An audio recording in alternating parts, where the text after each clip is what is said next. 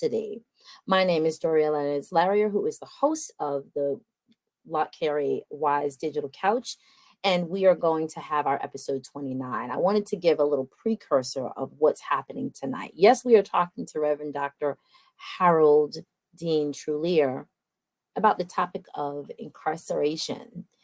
As always, I want to make sure that I give a little disclaimer because this is a touchy subject and some people may feel a little uncomfortable. So if you need to slide over, no problem, please do that.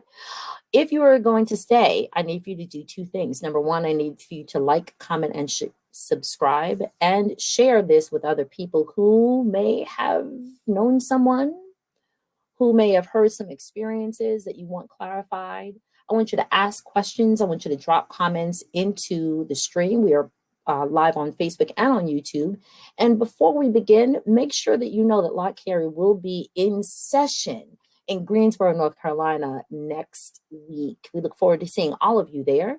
And if you are not there because you're not able to get there, please stay tuned because there will be some events that you'll be able to participate in. Here on the Lott Carey Wise Digital Couch, we always encourage and explore critical conversations about advocacy, about activism. And tonight we're going to be talking about those who have had particular lived experiences. Please join to the Digital Couch, Reverend Dr. Harold Dean Trulear. Greetings, sir. How are you? I am blessed and I am very thankful that you took the time out to sit with us in order to chat with us. I'm going to actually let you introduce yourself. Many people do know who you are, but if they do not, you are the better person to give yourself your platform. Welcome. Wow. Thank you very much. Thanks for having me, and give honor to Dr. Stewart and the officers of the convention, and my friend Reverend Dr. Angelita Clifton for the recommendation. Had the chance to work with her over the years, and the Fountain Baptist Church of Summit. Dear friends and real advocates of compassion around this topic and the people involved. I teach at Howard University. I've been there about 20 years. And excuse me, I also direct a national project called Healing Communities USA, where we train congregations to get involved in prisoner reentry and prison ministry by beginning with the families in the local church who are directly impacted, their sons, their daughters, their parents, their siblings. And a lot of that for me is very, very personal because it's like the old days. There used to be a commercial called the Hair Club for Men, where the guy would come on at the end and he'd say, "I'm not just the owner, I'm a client." And I'm not just the director of this ministry, but I am a formerly incarcerated person. My inmate number was 1000268, George W. Hill Correctional Facility in Delaware County, Pennsylvania. And I was incarcerated for multiple convictions of driving under the influence. I am now a recovering alcoholic, and I give God the glory for deliverance. And so these, it could be anybody, right? It could be anybody. A lot of images of what does a formerly incarcerated person look like. Tonight, he's on your show. Thank you very much for sharing not just where you have walked, but what you have talked and what you have lived. And so we are definitely going to address some lived experiences and not just lived experiences isolated, but within the family structure, within the social structure, within the community structure. And then because we're on this particular in this particular conversation within the structure of the church and the house of worship and the spiritual and religious community. So in that light, we are, of course, a missional organization, and you have definitely done your heart's work and your life work connecting to the people, the politics, the let's say the theology of those who need help and those who need support. And there's definitely a difference, though, between theology, like the thinking of it, and then the practicality. And so Mhm. that's definitely what I'd like to have us talk about tonight. And I know I actually I did a little bit of homework, I have to say. And so you actually you had a sermon at Wheaton College where you talked about the like mm, the space between experience. Let me get it right. The space between experience and like ideology, or so like again the thinking and the Ex- doing. Experience and expectation. There we go. Experience and expectation.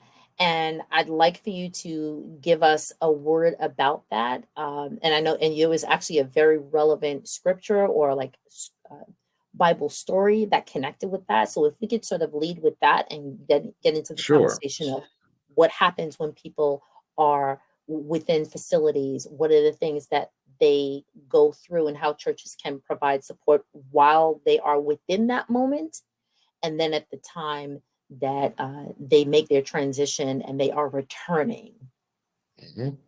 Well, that sermon is based on Philippians 4:13. So many of us love that passage. I can do all things through Christ who strengthens me, right?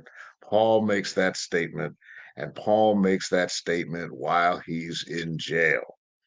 And he's making it in a letter to a church that's supporting him while he's in jail. So we set that context up because we like to look at that scripture as sort of a blank check from Jesus to do whatever we need to do. But Paul is actually talking about how he's enduring his sentence, how he is handling being incarcerated. And so the it's not and in the sermon, it's not, if it meant what some Christians think it means you could fly a plane in the name of Jesus, right? But if your pilot announced, ladies and gentlemen, I'm your pilot, and I've never flown a plane before, but I've got the pilot anointing, hallelujah, you'd get off the plane. So the context of that word, I can do all things through Christ who strengthens me, is Paul saying I can handle my incarceration because of Christ in me. The whole thing about experience versus expectation is that Paul's expectation for his life was to be a leader of the Pharisees. He gives his credentials earlier in the book of Philippians. Pharisee of the Pharisees, tribe of Benjamin, studied under Gamaliel. But his experience took him into incarceration.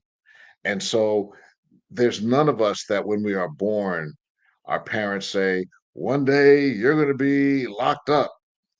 We all have expectations of greatness, of significance, and that's true even for those people behind bars. Their expectation is one way, but their experience is taking them someplace else.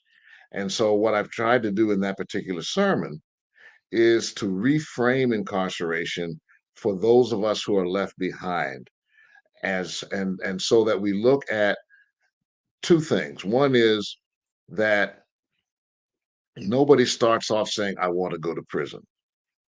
Nobody starts off that way. We make decisions that take us there, but nobody starts off with that as a goal.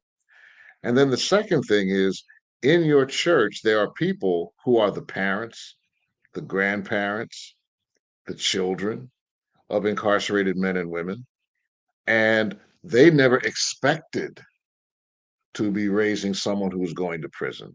They never expected to have a grandchild going to prison.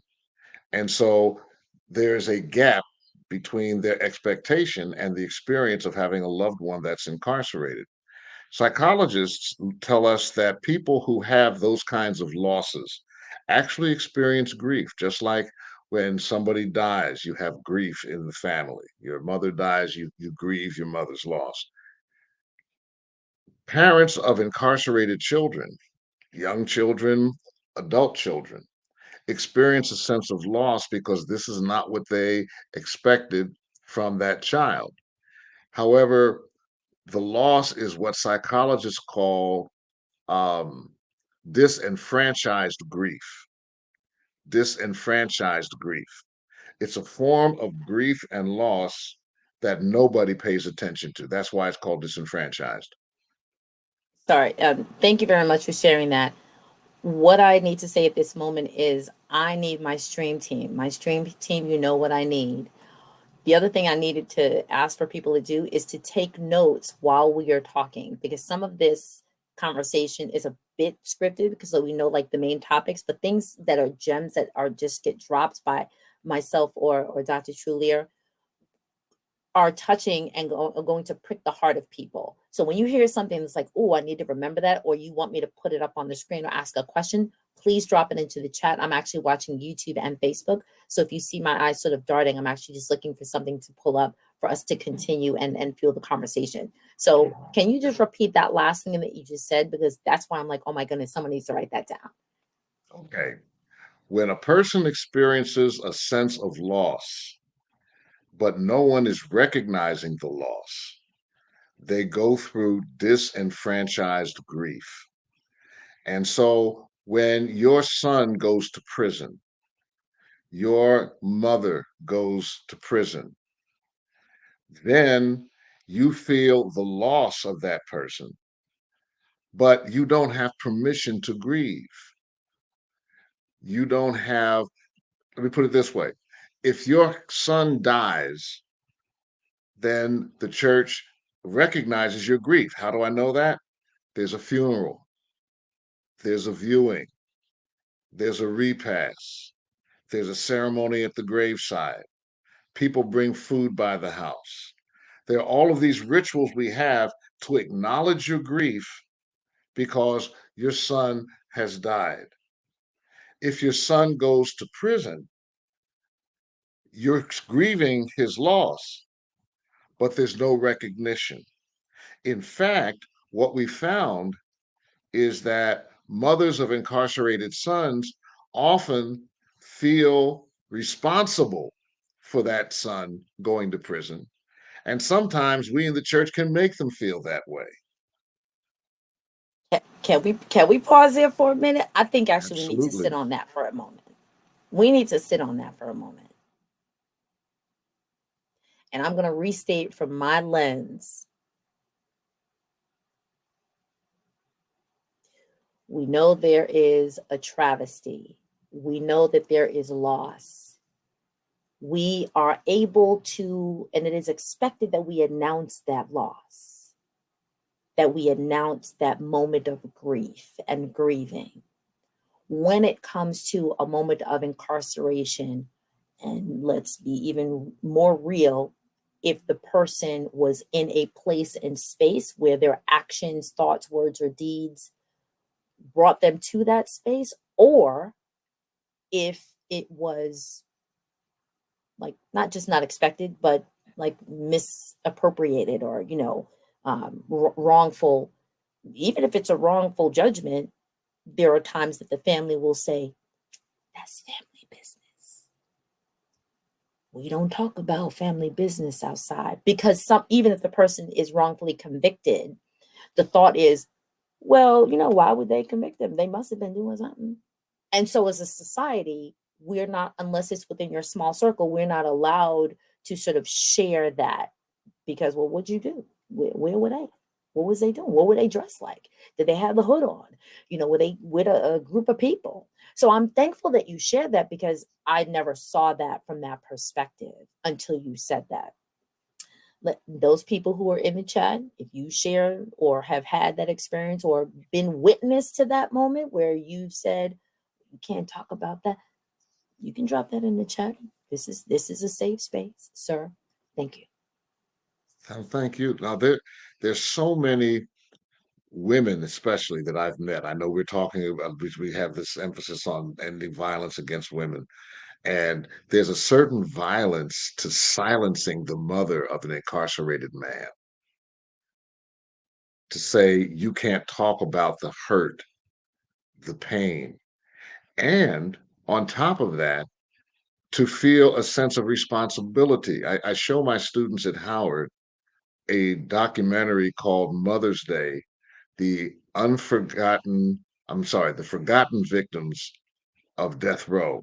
And it's a documentary around women who have children who have been sentenced to death. And these women talk about how people look at them and say, what kind of a mother are you that you would raise a monster like that? And they bear the shame. Um, my students read a book called His Name is Ishmael by Dr. Tracy Blaylock Phillips, a pastor in Detroit. Dr. Phillips' son is doing double life in Florida. And one of the things she talks about is how the church didn't know how to approach her, and how um, the church, for a little while they were sort of there, but they looked at her as being somehow defective because her son was sentenced to prison. Now, in his case, he was not guilty of what he was charged with. He was one of those wrong place, wrong time, wrong behavior, but he didn't pull the trigger, but he got framed for it. It doesn't matter. It still hurts.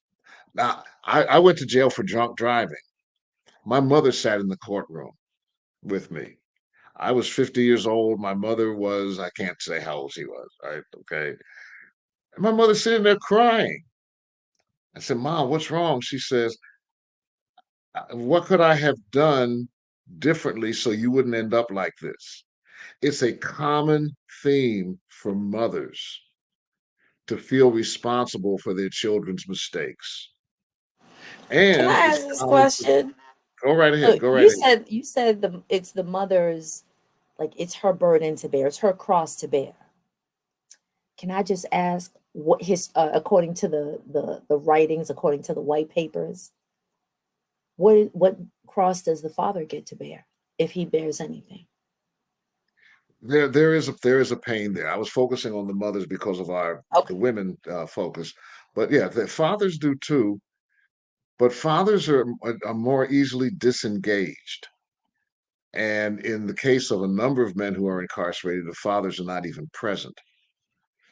And so when when when I'm trying to get churches into this space, churches that don't have prison ministries, churches that have already demonized and stigmatized the incarcerated person, what I try to start with is the grief of the mother who's sitting in your pew, the grief of the mother who's singing in your choir, the grief of the mother in your church who greeted you at the door with her arm behind her waist, right?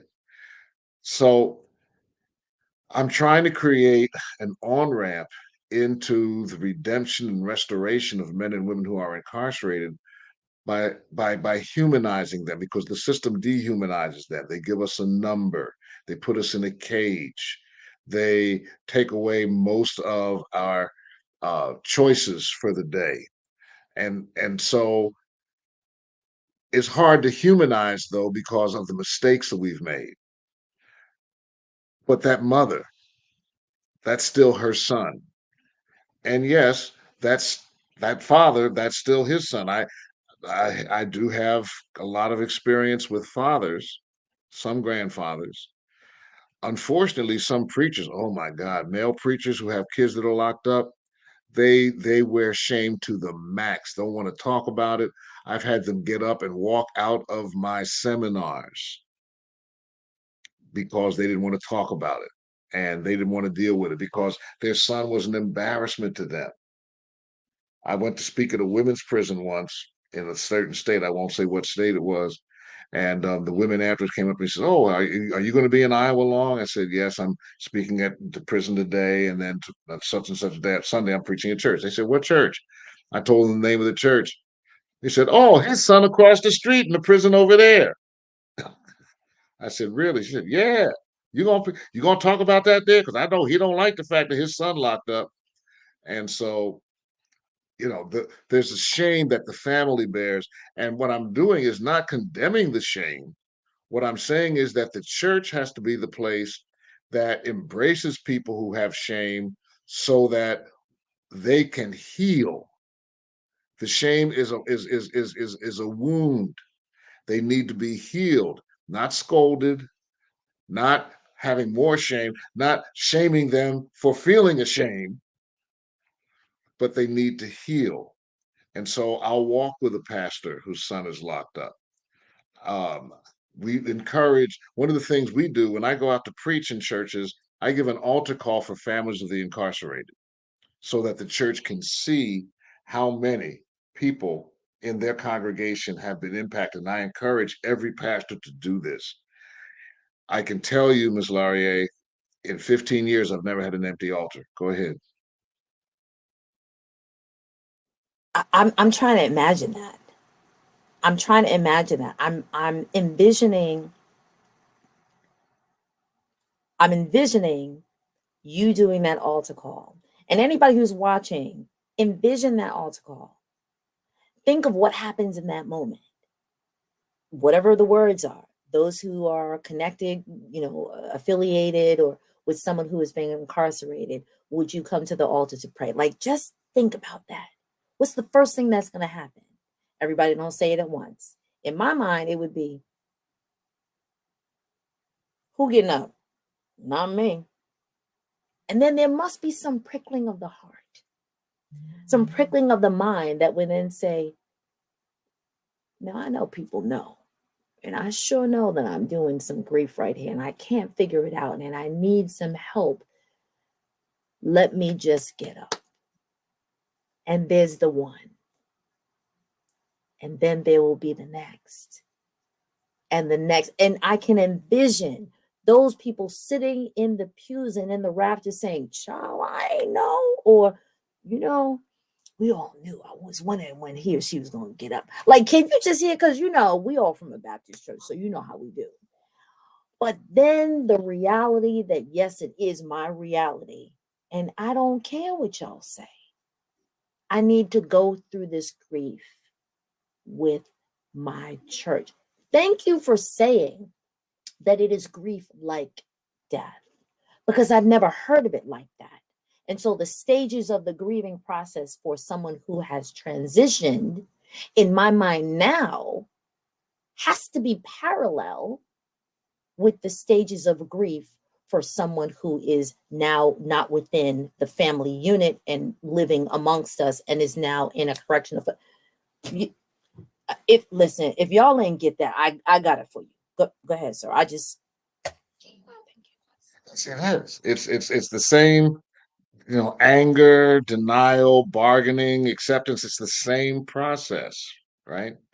And so these are folks that are hurting. One of the reasons I believe, and I think you nailed it in terms of the process. One of the things that makes people come to the altar is the grief hurts, and they finally have safe space. There's your key phrase: safe space to say, yes, my son is locked up and it hurts. That's one of the reasons I give my inmate number at the beginning of the sermon, because I've already said I've been to prison. I give my number so that people, and I tell stories from prison. I one of the stories I tell is of being shamed myself that I was locked up, very ashamed, and I didn't want anybody to know who I was. Good luck with that. I had pastored one of the largest churches in that county, but I thought I could get away with it. And week two, young boy comes up to me and says, "Pastor, what are you doing in here?" And I'm looking at him and said, "Son, I don't know you." And he says, he tells me his name. I don't know you. He says, "I used to play drums in your choir." I'm like, don't remember you. Then he called his mother's name. I knew his mother. His mother was on my staff. And before my bid was up, I met 7 guys on my unit whose families I had pastored earlier that decade. So they called you out on the hall.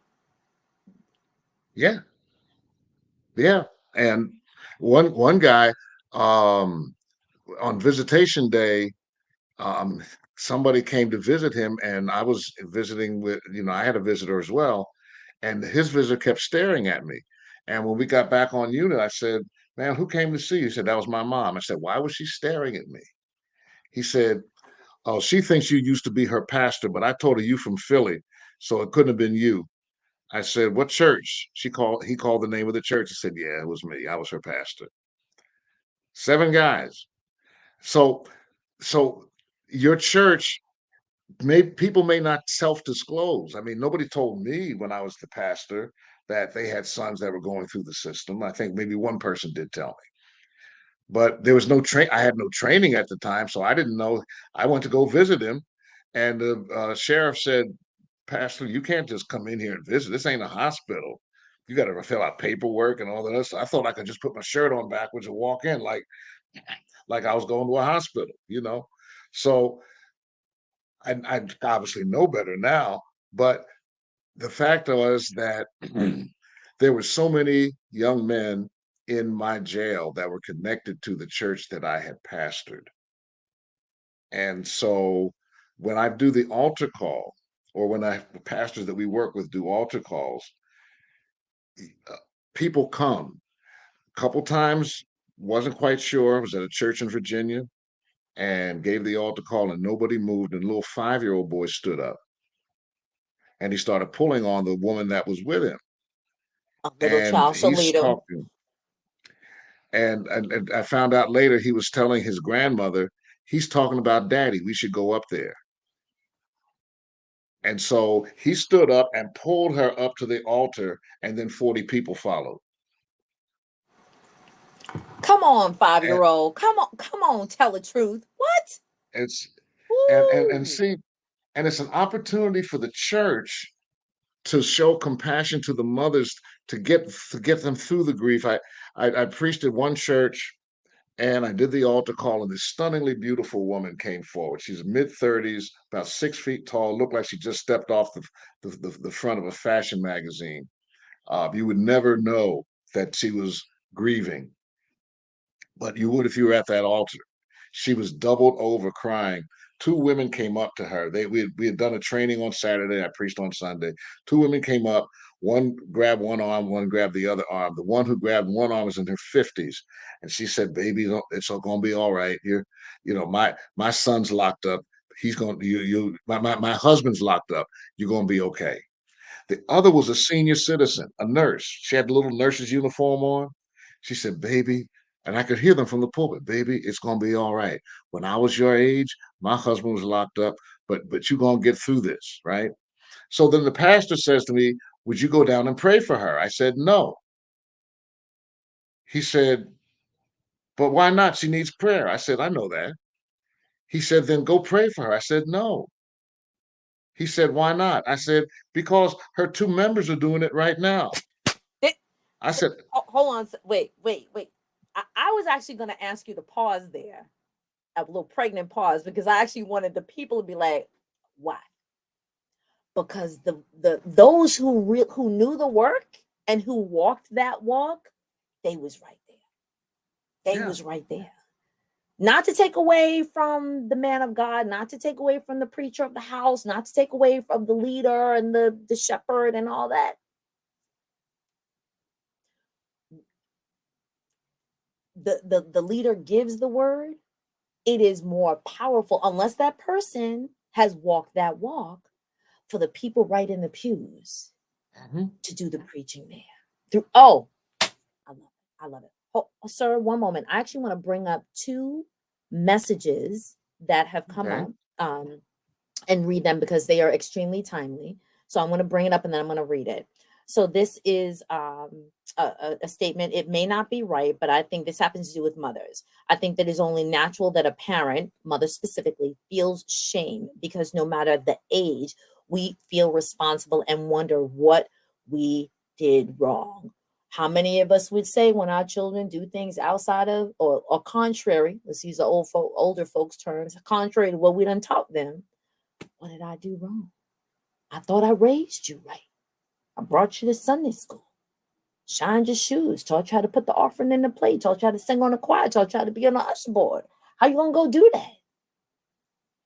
Here's the other. This is an enlightening conversation. Never thought how the person outside would feel isolated. And then this last one, the hidden burdens of church members. Ooh, somebody keep that. That'll preach. Or that'll be a Mhm. good workshop.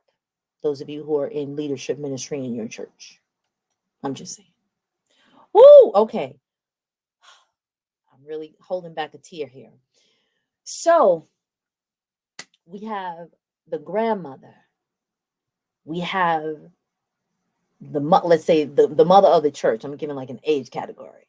We have then the grandmother, who's one on the left and one on the right, shoring up this mother or this woman who's going through. It is that intergenerational gap that we are trying to continue to build bridges. Like Carey Wise is actually doing that. We're trying to sort of, empower people across the ages. There are other churches who are, the phrase would be building capacity, right?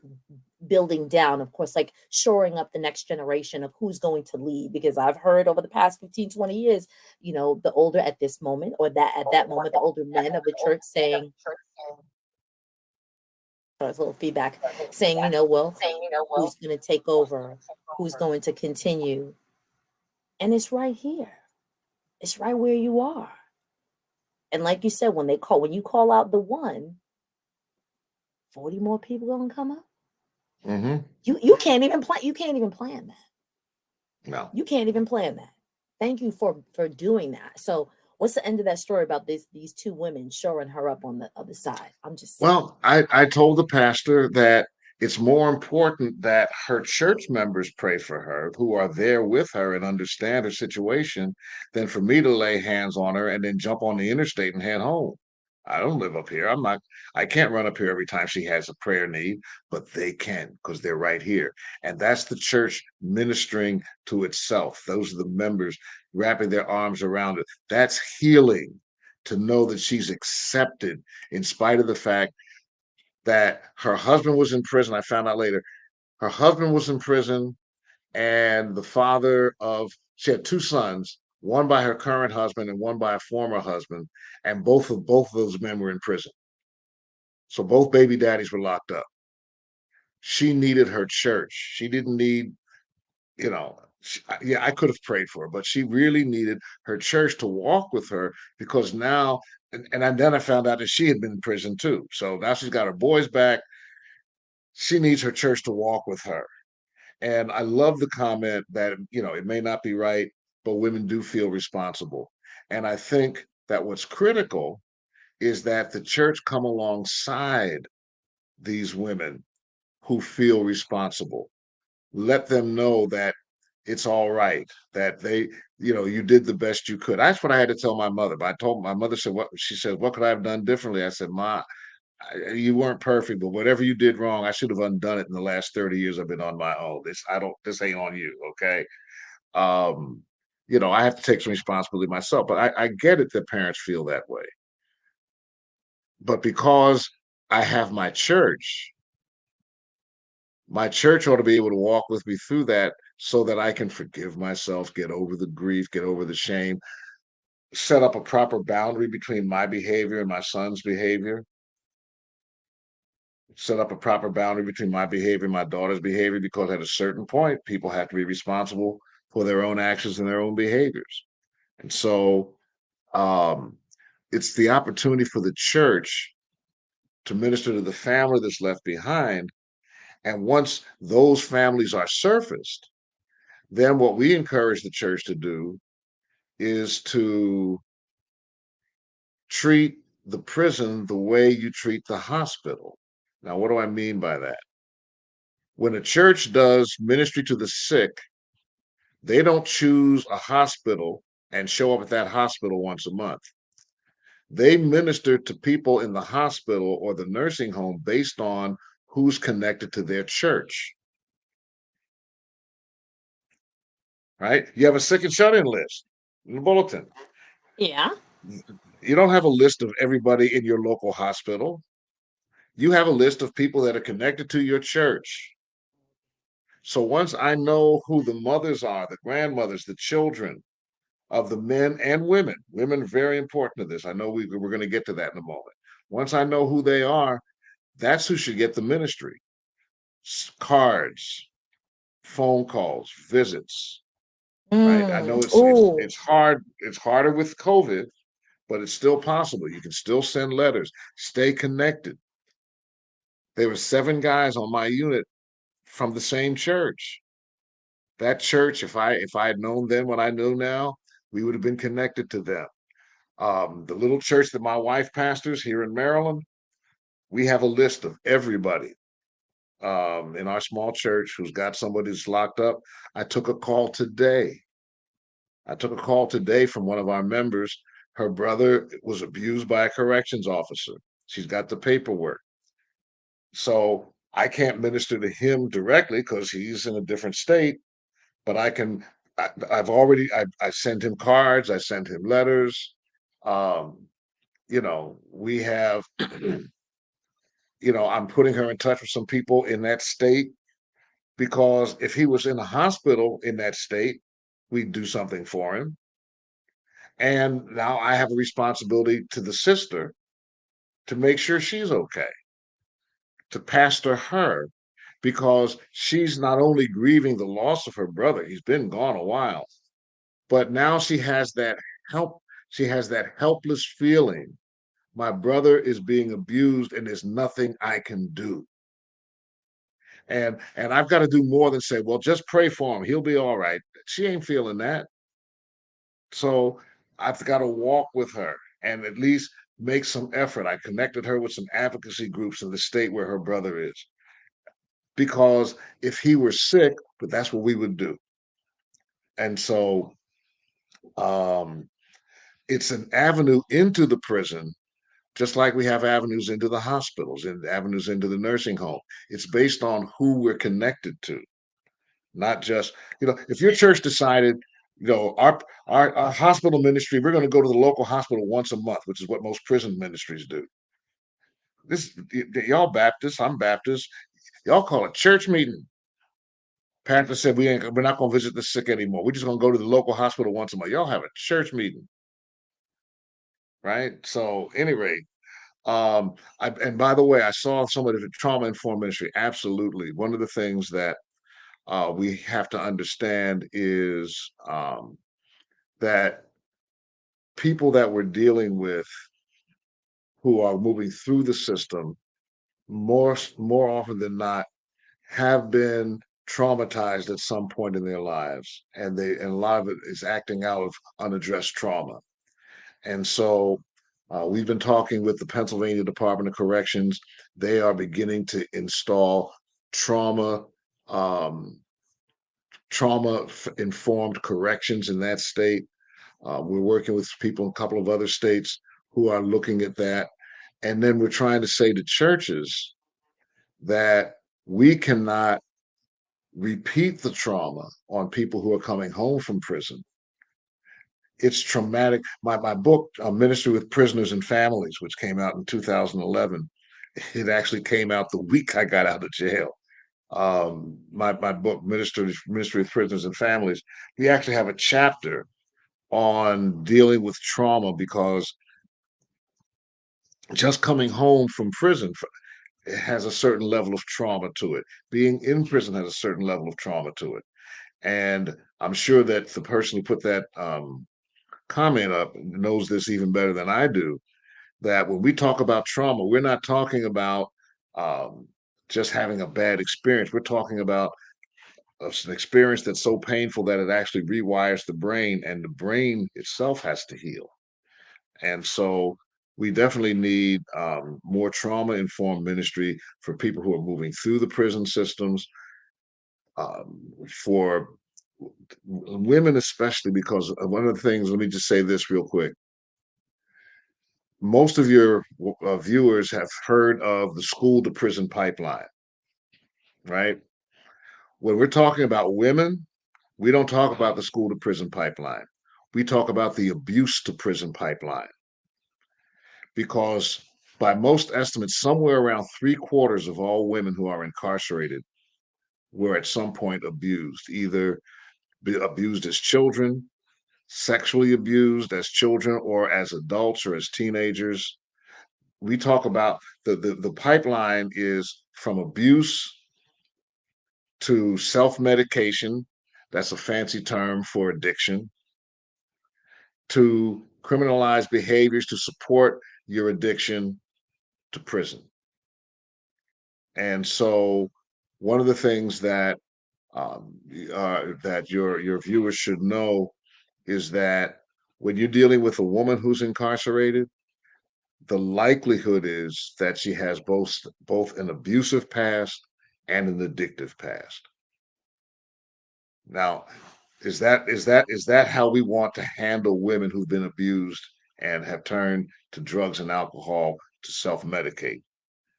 Is prison what we want for them, or do we want to create more rehabilitative spaces? Do we want our churches to be places that women can turn to when they're abused, as opposed to turning to drugs and alcohol? Because that's another thing we can't even talk about in church, right? Can't talk about abuse. Um, Well, and actually, so, we can, and we have on the Lott Carey Wise digital couch. Good, y'all go check back on the videos because we've been handling it, and good, so you know we have. good, Hmm. good. No, but it needs to be discussed because it is, um, we create in church an incredible amount of trauma in women by ignoring their abuse, and that Right. when self-medication becomes an option and then criminalized behavior, that's who we see when we go into the prisons, when we go into the women's prisons. I made a statement. I preached at a church, a women's prison once. I won't call the state.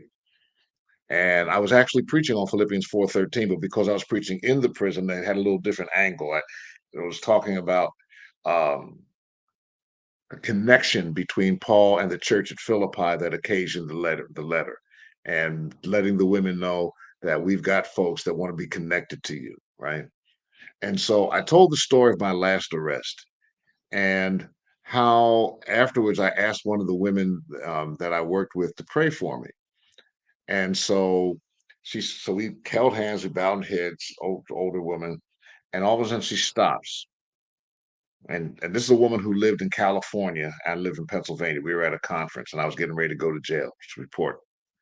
She says to me, "Is your car white?" I said, "Yes." She said, "I see your car." She says, "Were you arrested next to your house, near your home?" I said, "Yeah, I passed out in the driveway." She said, "I see you." And I see the Wait, she Lord. didn't. Wait. She didn't know you from before this. She knew me, but she'd never seen my car. She'd never been to my house. There are seers everywhere. Tell, I'm okay. I mean, it's a shame that Baptist. No, I'll leave that alone. But Oh, you God can does go speak, there still because we speaks on the to folk. couch. God still speak to folk, right? People say, well, the spiritual gifts went. No, no, there's still discernment. There's still gifts of wisdom. There's still gifts of knowledge. The Lord showed her a picture of me in the spirit realm, in my car, white car, passed out. And then she said, I see the Lord tapping the policeman on the shoulder and saying, "Go get my son. It's time to get him off the street." And then she grabs my face and she pulls it up like only an old church woman can do. It makes me look at her in the eye and says, "Son, you were not arrested, you were rescued." Woo! And when I told that story in that women's prison, it was pandemonium. Pandemonium. The women were screaming. It's like Oprah had showed up and given away cars. And I didn't understand it.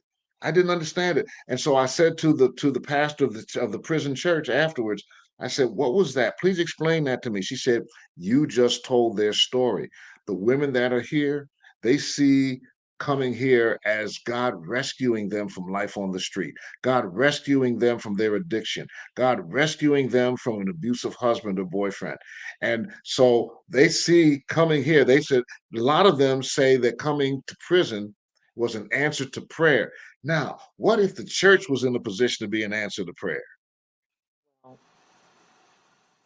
Before I condemn somebody for saying, well, prison was an answer to prayer, but we're trying to close down the prison system. Well, then church, who are we going to be? Why can't we Ooh. be the alternative when a woman is being abused, a woman is struggling with addiction, when a woman has childhood issues that lead her to self-medicate and lead her to a life on the street, or lead her. I remember listening to a woman at Georgetown University. She was going to Georgetown, woman about 50 in her 50s, smart business suit. Um, and she was in the program that Georgetown has for formerly incarcerated folk. And this woman didn't look formerly incarcerated any more than I do when I got on my three-piece suit, right? And she talked about being on the street, being addicted, all that stuff. And she said, and one morning I was coming in from work in the street, and I looked and I saw people leaving the house and going to work. And I looked at them. I was just coming in from getting high and, you know, doing guys. And I looked at these people going to work. Some of them were women my age. And I said, Lord, I wish I could be one of them. I want to be one of them. She said, I got arrested the next day. And now on the other side of that, I'm one of them. Right. Why should she have Can to I? get arrested? Right. Why couldn't she I come to us? right. Go ahead. I have not heard the perspective of incarceration. I'm trying to use the appropriate, or being in a correctional facility with a focus on correction as the answer to shifting, removing you from the dangerous situation that you were in order to bring you, whoever the you is, to a better state. Even though that seems very, very elementary, in my mind, as I've been raised, incarceration is supposed to stop you from doing that. The rehabilitation part sometimes happens while you are on that journey, and sometimes it happens after you finish that time and you are a returning citizen. Because you said it the way you said it, though, today, so I'm going to use the phrase I was today years old, that that period of time should be the time that, we get better. But if there is a push to close down that system, what is the domino effect to say to those people who need to be removed from that part of life to get themselves back together or to start a new life? If you're going to close it down, then yeah, what happens to the person that is in an abusive situation, right? Where they going to go? If it is a person who is self-medicated or self-harming through substances or people or activity, where they gonna go? What they gonna do? That means that the federal system has to design another institution that will work on immediate, what would it be, rehabilitation and remediation, right?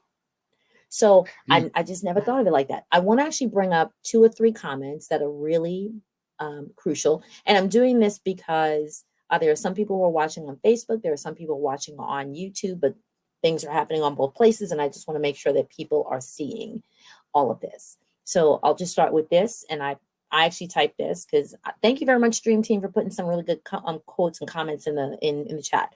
So I said cards, letters, and phone calls are essential. So whoever it is feels moved to speak to their leader or to pray that their leader can think about having the sick ministry also now include those who are incarcerated as part of their outreach. Do that. Church members understanding what trauma is and includes. Yes. Okay. Here we go. Churches need trauma sensitive theology, and thankful to Dr. Clifton and the women in service everywhere of Lott Carey that we have spent the past, help me, either 2 or 3 years with, well, that's just since I've been active like this in trauma-informed ministry and reading texts and having really good critical conversations about what that looks like, trauma-informed ministry theologically, and then also on a pragmatic level. I did find your book that you talked about, Ministry to Prisoners and Families. I believe this is yours. Yes, sir? This is the Amazon link. So I put that Yes, up. So if absolutely. good. So people are if people are looking for that text, you can find it there. I think I did this. Yes. So you talked about like the pipeline, and so the pipeline actually is from abuse to self-medication to criminalized behavior to prison. For women, specifically for women. It's not that men don't have that, but that's the dominant line for women. Right. And then here, trauma and addiction go hand in hand. Yes. And then here we go. So you just earn your license to operate in that space. Oh, I don't really. So whoever Facebook user is who said that, please like say more so I could actually put that back up so I know what that was connected to. Here's another person. It's a forced stop. Yes, this is about the incarceration period. It's a forced stop, and you get time to slow down and heal. The best conversations about transformation I've ever had has been in Edna Mayhem in Northern State. Oh, why do I? Those are two Let me New find. Jersey prisons. I've been to both of them. I think this is I've Dr. spoken in Clifton. both of them. I think Okay, this is Dr. that's New Clifton. Jersey. Right. Okay. And then here's one more. So it may not be the way we want to heal, but sometimes God puts us in a position that we have no choice, or whether we have a choice, make a change or not. Thank you so much. Oh, yes. So I think this is Dr. Clifton. It's 3 years. Thank you very much. Okay. Oh, sir, you put, can I put this up? It's Insight-national.org. insight-national.org. It's an organization that's working on solutions, alternatives to incarceration. You made the comment, if we shut down all the prisons, then where do we go? And this group, Insight, is working on some alternatives, and they're in conversation with, yes, I see it. Great. They're in conversation with women who are, I can't remember the name of the organization, but it's an anti-violence against women group. Somebody Because, look it up. We'll find it. okay, but what happens, they created this great statement that really looks at, okay, prisons aren't working. But then the violence against women folks said, well, if we're not going to put people in prison, what are we going to do with rapists? Okay, just being Mm, square up. And so these hmm. two groups got together and they began to talk about, how do we hold people accountable for crimes? What we're doing isn't working, um, but we have to hold people accountable. You don't just shut down prisons and let people do whatever they want. Some people may need to be do need to be isolated from the street, and so they came up with a joint statement about 20 years ago, and there've been a number of iterations of it. Um, the violence against women group and the anti-mass incarceration group coming together and talking about principles that we need to think about for holding people accountable, that are transformative and not simply punitive, and also protect public safety, specifically for women who are victims of violence. And so I'm sure you'll do the research, but you'll be, if you go to Insights webpage or look them up on Google, you'll be able to find the statement. Um, I wish I had it right in front of me. I have it. I'm gonna see if I can find it. Yeah. Okay. So the women in prison they have to deal with their addiction. They have to deal with family separations, another thing that we don't talk much about. um, Women who are incarcerated who have children experience more alienation from their children than the men, because, and this is an oversimplification, but it's the spirit of it, daddies go to jail, mommies don't. In neighborhoods that produce high numbers of people that go to prison, kids have seen fathers go. Some of them are even proud their fathers are locked up. My daddy's locked up. I had a student at Howard. You may have heard of him. His name is Nick Cannon. And yeah, Nick Cannon went to Howard. So Nick was in my ministry and criminal justice class, and I was talking about the pain that children feel when when their father is locked up. Nick said, "Man, I was proud my daddy was locked up. I was bragging on it. In fact, when my daddy got out and went to seminary, I told him he was still in prison because I couldn't brag on him being in seminary." Um, I got the tape. At any rate, so So there are people, badge of honor, daddies, my father's bad, my father's got street cred, Mm, blah, blah, blah, blah, blah. Mommies aren't supposed to go anywhere. And the mm. alienation that women feel from their children, and the anger that children feel towards mothers for being absent, is far greater than it is for fathers. And so the need for family reconciliation with the children is important. Another issue that's important for women, for being against violence against women, is that we are in the middle of a movement to end the practice of shackling pregnant women when they give birth. In many jurisdictions, if a woman is pregnant and she's in prison and she's pregnant, she's about to give birth, they shackle her and they put her in the ambulance and then they shackle her to the bed. Now, I've never been a woman, but I understand it's very difficult to run away when you're giving birth. Okay, real rap. A colleague of mine, Pamela Wynn, um, she and I went through a training program for formerly incarcerated leaders called Leading with Conviction in 2017. And Pamela and I are also linked because I went to Morehouse and Pamela went to Spelman, and we both went to prison. And so she gave birth in prison. She was shackled, led to the ambulance for her prenatal visit. And because of the shackles, I'm talking about wrists, ankles, waist with the chain, she tripped going into the ambulance and fell. When she got back to her cell, she miscarried. And she was in there with the dead baby for an hour before the corrections officer came in, cleaned up the blood, cut the umbilical cord, threw the baby in the trash, and then took her to sick bay. Wait a minute. Wait, You wait, can read about it. Pamela Wynn, Winn.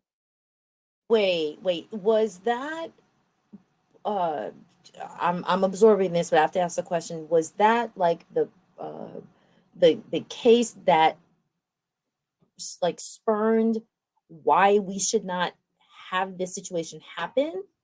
Yes. It actually brought an end to shackling pregnant women and putting them in solitary confinement in the state of Georgia. Her case, Governor Brian Kemp actually signed the bill into law based on her case and her advocacy. She's been on national television, British broadcasting, and a documentary is being made about her life.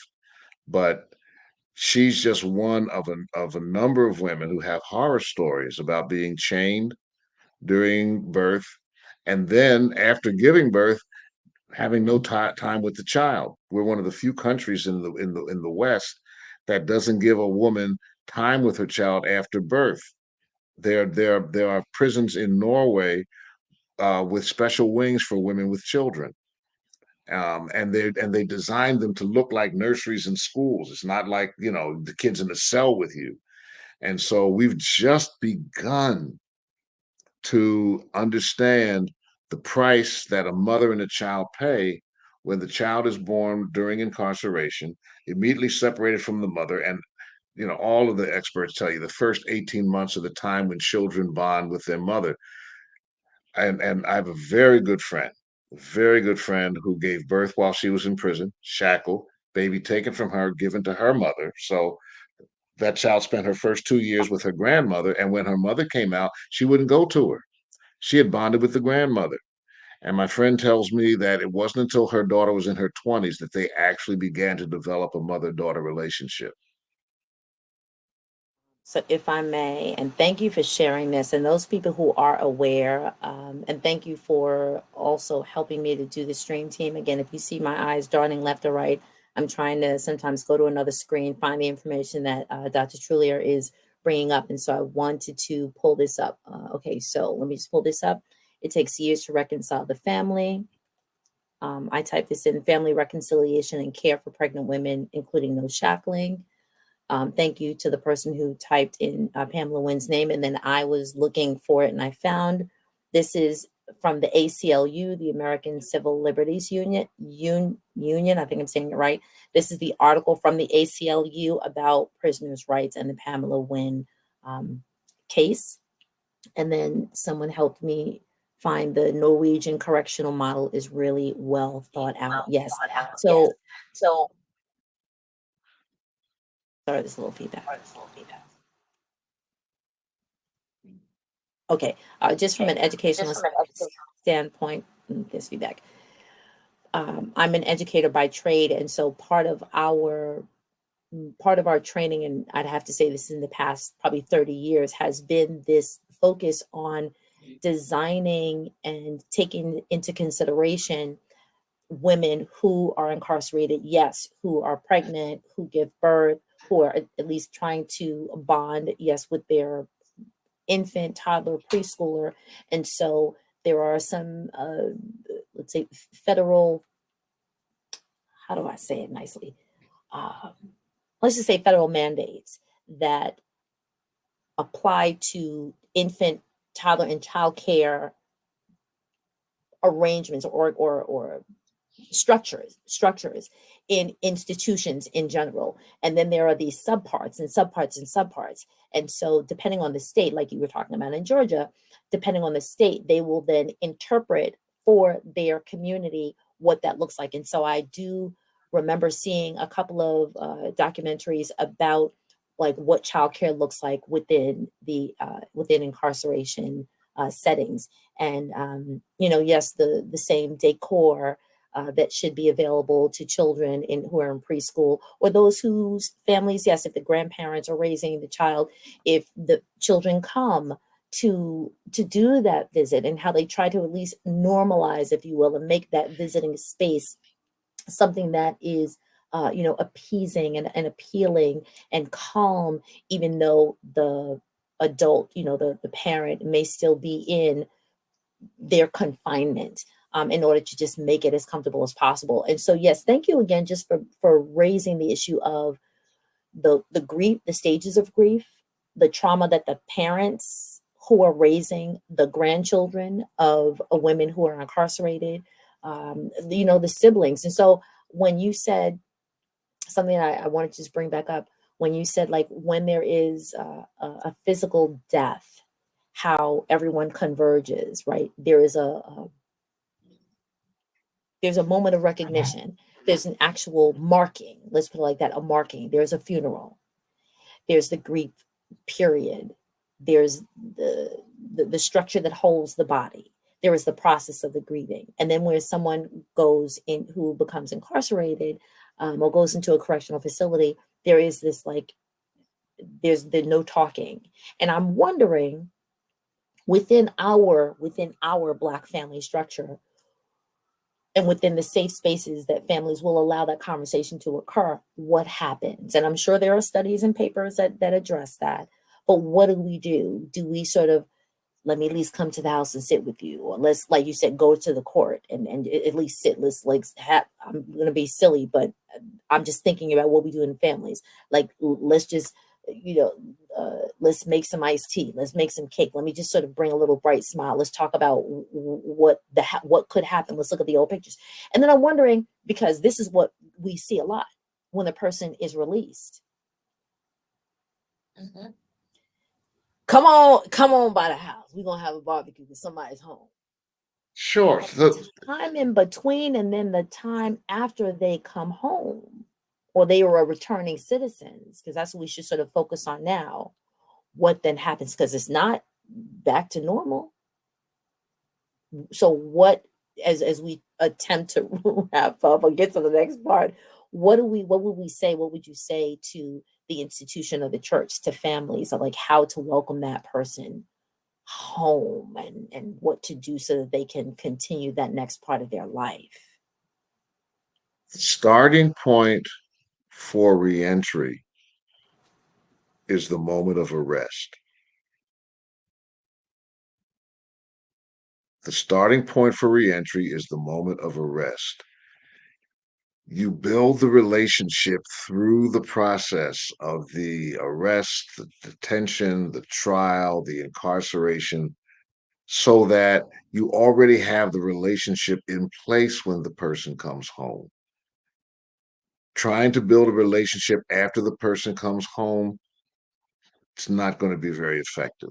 You want to establish trust and a sense of caring prior to a person's release.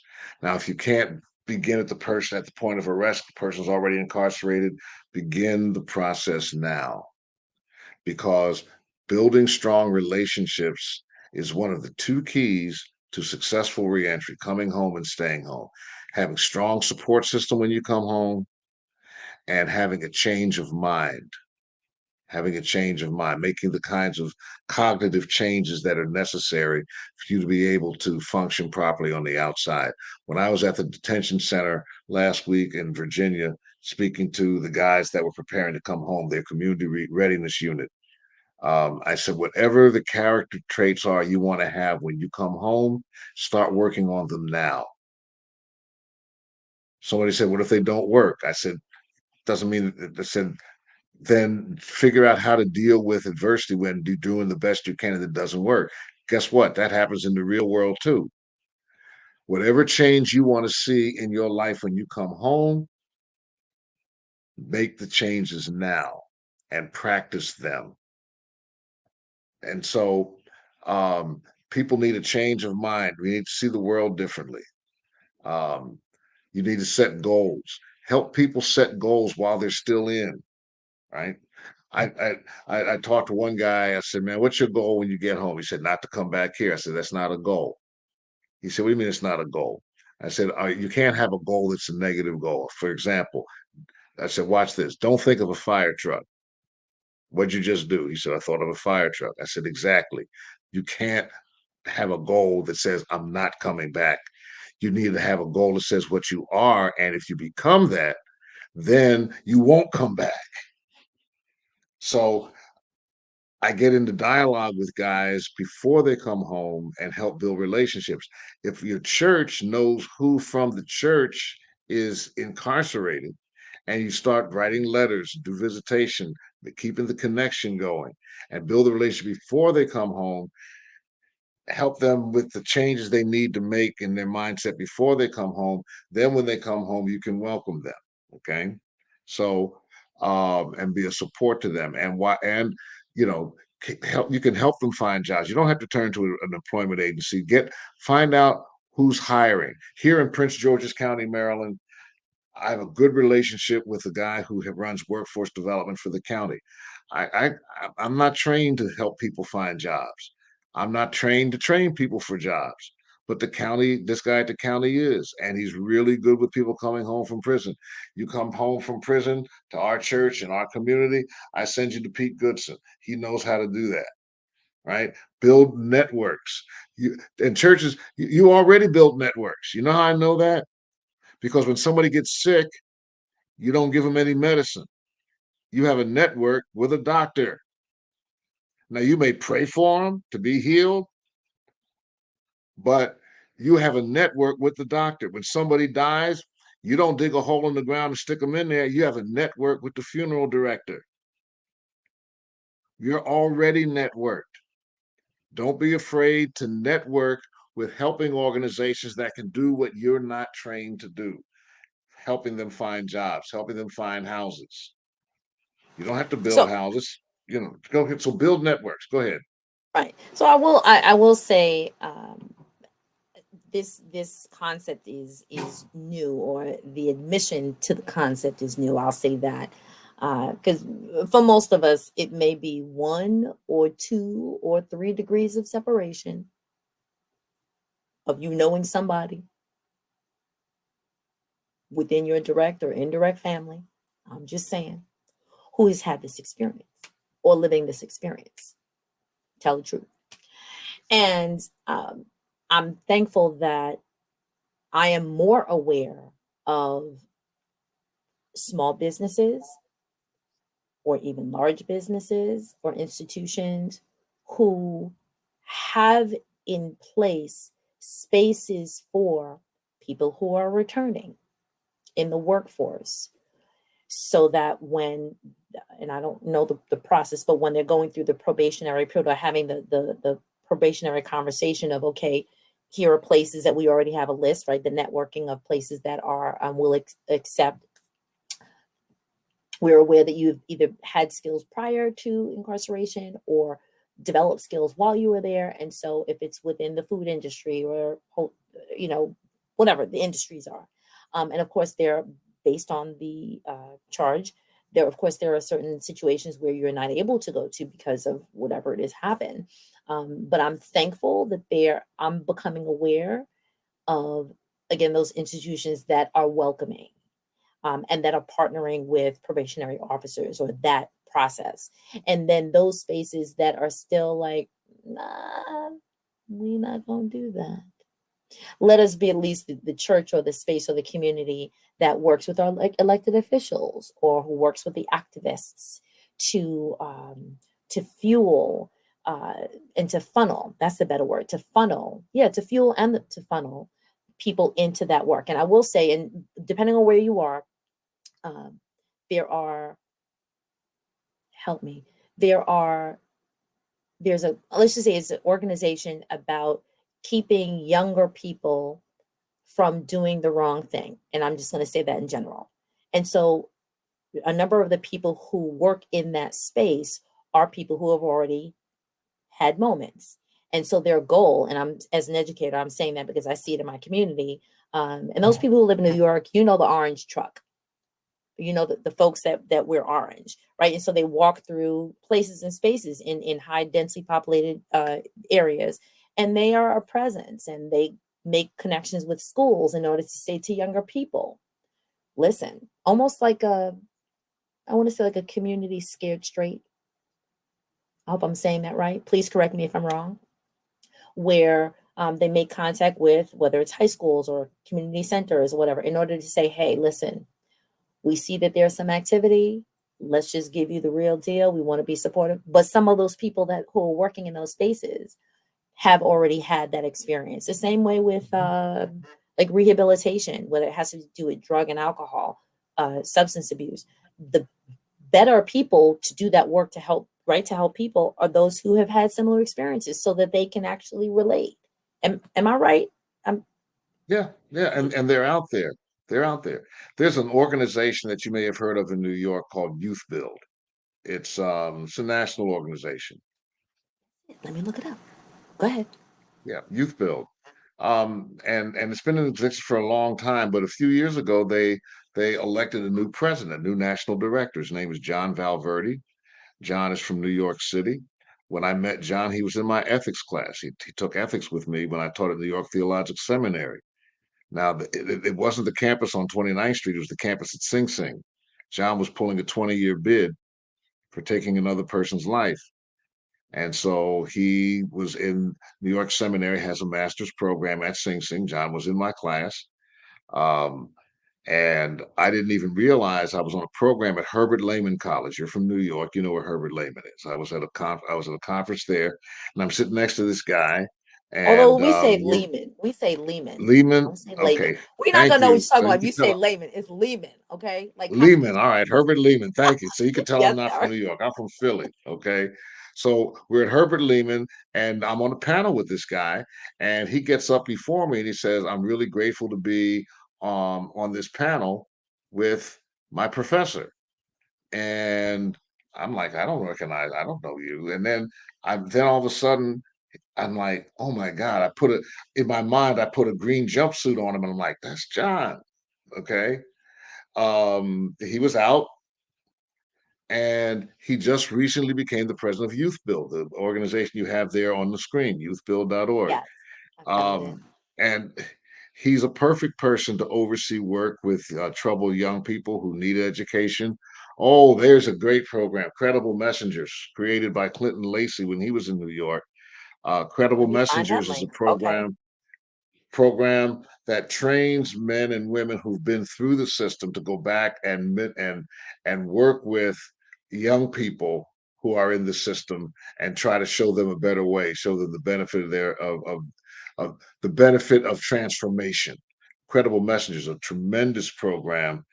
Clinton Lacey was in New York at one point. He came down here to Washington, took over the juvenile justice system, and completely reformed it to be restorative justice. You could not work in a DC juvenile justice prison unless you bought into restorative justice practices. And by the way, this is a good time really quickly to say this.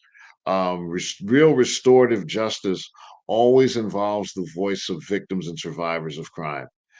One of the things that I don't ever want to be accused of is being insensitive to victims, insensitive to people who've been hurt, insensitive to those who've been the victims of violence or the victims of robbery, or victims of the behaviors of addicted persons.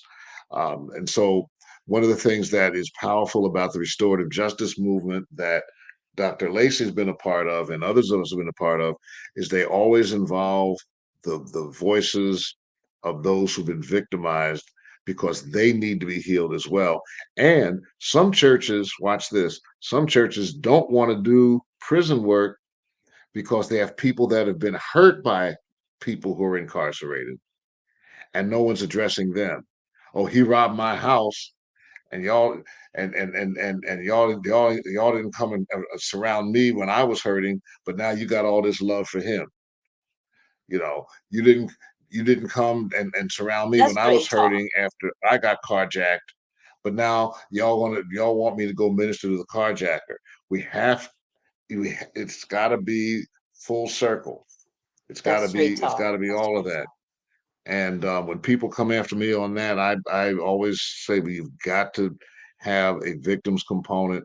You've got to show compassion. And there's some good organizations right there in New York. You've got one called Common Justice. Okay, let me go Um, find out. Okay, wait. Go Common ahead, keep Justice. talking. They're in Brooklyn in the Bronx. They do restorative justice with violent offenders. They actually have created a diversion program for young men who are convicted of violent offenses. And out of the first 90 that came through the program, first when Charles Hines was the DA, and then when Mhm. this guy, I'm trying to remember, was it Eric Adams, was the DA? Um, Over 90% never reoffended. Let me say this. If anybody is still here, and we actually have a lot of people who are still here, which I'm really, really thankful for, because we're on multiple platforms. If you weren't doing this before, when this broadcast is over, please just go back in the link, which is why I'm putting these links in the chat or on the screen. Take note. Oh, thank you for shouting out Eric Gonzalez. Yes, DA, Eric Gonzalez. Um, take these links and share them with your missionary team, with your pastor first, and pray on it. Because if you have a prison ministry, excellent.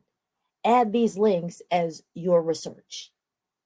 If you do not, but you know that the family members are sitting in your pews, take note, because the last thing that you just said, Dr. Trulear, about we minister to the one who offended, but we tell the one who is the victim. Hopefully, we do more than this. Just pray about it. God will get you through. But Yeah. what kind of ministry do we do? And let me just say this. And this is also about, again, I'm part of a Black family. I'm Black. Because we want to keep these conversations and these things like silent. And so it's like, oh, I don't want people to know. And so we sit silent and we suffer in our seat. Those people who we tell, if we tell our pastor, and of course it's like, don't tell anybody. I don't want people in my business. But he may know somebody, of course, who has walked that same walk. And so they could be like the elk, right? The 70-year-old and the 50-year-old, shouldering the 30-year-old to help and heal the brokenhearted takes community. And when we pick and choose when and to whom we're going to share so that we can go through healing, we can kind of shut ourselves off from the healing and make that healing a very slower and more painful process. And I've said this, and I'm of course I'm speaking as an outsider in this particular situation, but there are things that I've walked through as an individual. Um, that until I shared the thing that was hurting, I didn't realize, like that one person who came and then 40 people came after, that when I got past myself and I was like, okay, listen, I'm just really tired of like dealing with it myself. And I said, listen, I went through something, I had this health issue, and I thought I was alone.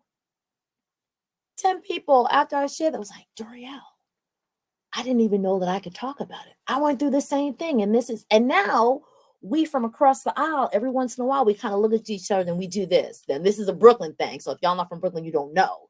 But we kind of do this. Just a little small thing, like, you good, you good. And it's that private thing. So this is another opportunity where we're speaking about a very tenuous and like, very painful conversation, that in the spirit of community, in the safe space that you create, but that if God is who he is, if God is who God is, God will allow those people to surround you, and not shame, to surround you, to say, let us see how we can help. Let us see how we can be supportive. I'm going to bring up two more comments and then we can. Yes, sir. Oh, hell, thank you. Yes, I will put that up, sir. All right, 1 second. Let me go back. Here we go. So I'm just going to bring these up again. So we have youthbuild.org. We have cmjcenter.org. We have a comment. Dr. Lace is amazing. Yes. Transformative Justice Initiative is also outstanding. Fabulous. We have this comment. Thank you, Dr. Trulear. You're one of the best. I'm honored to call you my friend.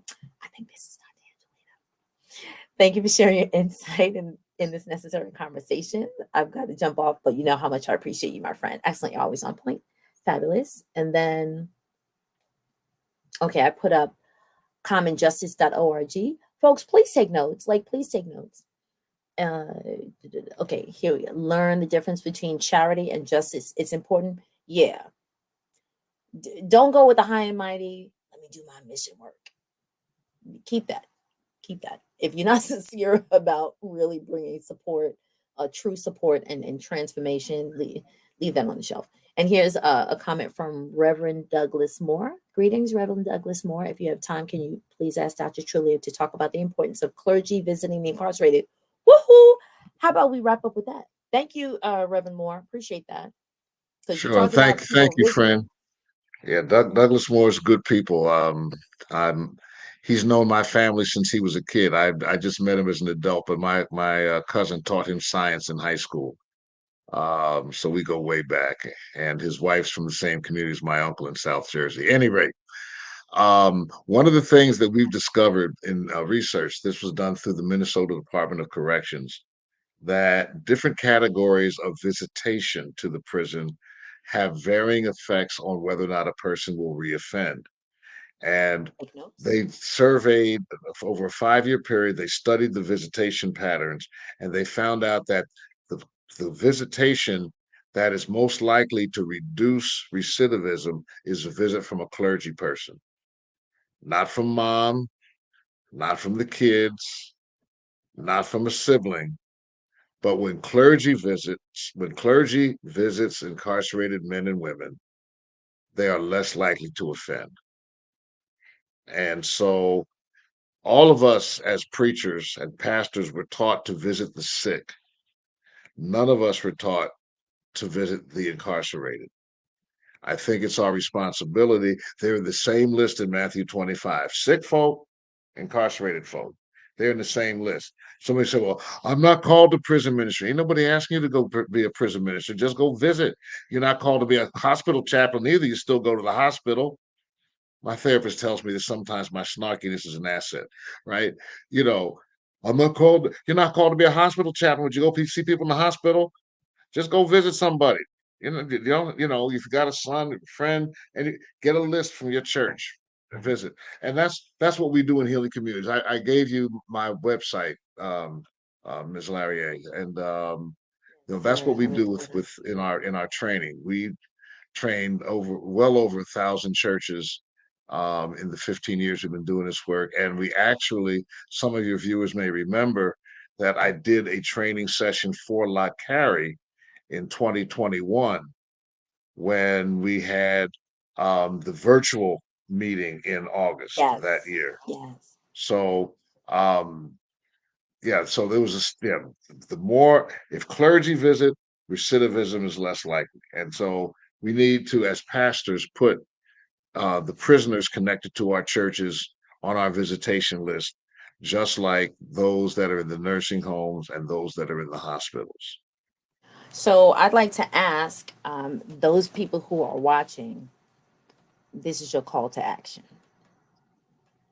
I'm just going to be bold here.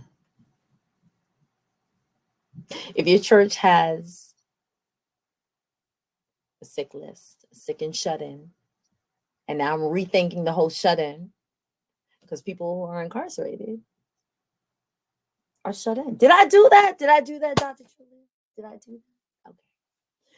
So if you got a sick and shut in list, ask, of course, the person who is incarcerated if it's okay. Pray and make sure that you feel like, okay, you can take the comments and the questions. But if they were paying attention to this conversation right here, they would know that it's the process of transformation. And then add them to the list. Add them to the list. Add them to the list. This is a blessing. Thank you. Oh, thank you. And we have a person who remembers you coming to speak for. Thank you. Thank you, Sister Lottie. I appreciate you. This is incredible. If there are any final questions or comments, I'm actually going to look on my phone because this is on 3 different platforms. If there are any final questions or comments, I would love for you to put them up now. And then, of course, I can definitely bring them up or ask or share. Thank you. Here's one. Okay, just a comment. Thank you. This is quite insightful. So please do that Thank now. you. Please make sure I'm going to put this back up. Please, everyone, take this down. HealingCommunitiesUSA.com. HealingCommunitiesUSA.com. If your church does not currently have a healing ministry, a healing ministry for people who are incarcerated, I'm sure there's some info that is available at with a low barrier to access, if you know what I mean, to share. And then he's right here. He's right here. He's right here. Share this link to people who are within your church. Share this with your minister, with your board, with your prayer groups and your prayer circles. Because if you have not considered those who are incarcerated as part of the shut in, you can now. You can now. You can now. Oh, I have to put this person up. Wait, thank you, Dr. Trulear. Again, this is so enlightening. And let me put this final one up. Very insightful, Mom. Yes, Mom, I know you're watching. Shout out to my mom. Okay. I appreciate you. Dr. My mom's Trulear, watching you the have, baseball game. say My it again. mom's watching the baseball game. My mom's watching the baseball game tonight, so I'm sorry she can't watch. But I will let her know that I was with you all. Please do. I'm going to take myself out just for a moment. I'm going to let you have the final word, the final sharing. I'm right here, and when you're done, I'll pop back in. Yes, Okay. please. This is definitely what we must share. So I'm going to let you have the stage, sir. Oh my. Well, first of all, thank you so much for having me, and thank you, Carey, Dr. Stewart, Dr. Clifton, my friends that I Dean, Sister McCoy, and Reverend Moore, and for all of you who are tuned in for this tonight. I'm happy to be of support and assistance to any efforts that Carey or your congregation want to engage in this area, both locally and internationally, because the prisons are part of our mission field. And then I'll say this in closing: if it's your grandson, it's really not mission field; it's pastoral care. It's all part of it. And I just thank God that my church, the church that I was a part of when I was incarcerated, walked with me from the moment of arrest through the detention process, through my trials. My pastor and head of our men's group were there. I got letters when I got work release. They brought lunch to my office. and then they welcomed me home. My church was a big part of my transformation going through the criminal justice system. And I pray that you can be that for someone as well. God bless you.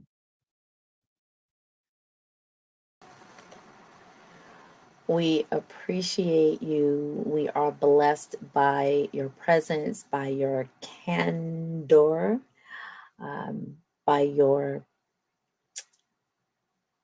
transformation and you sharing it with us and with your transparency. And if for nothing else, and if I know people are thinking it, but I'm going to say it publicly, you are truly an example of you took one step to the left. You got taken off of that step and off of that path. You went through a corrective stage. And look at you now. Look at you now. Because so many people think that, I made a step in a different direction and now life isn't. And it's the hope that is given to people.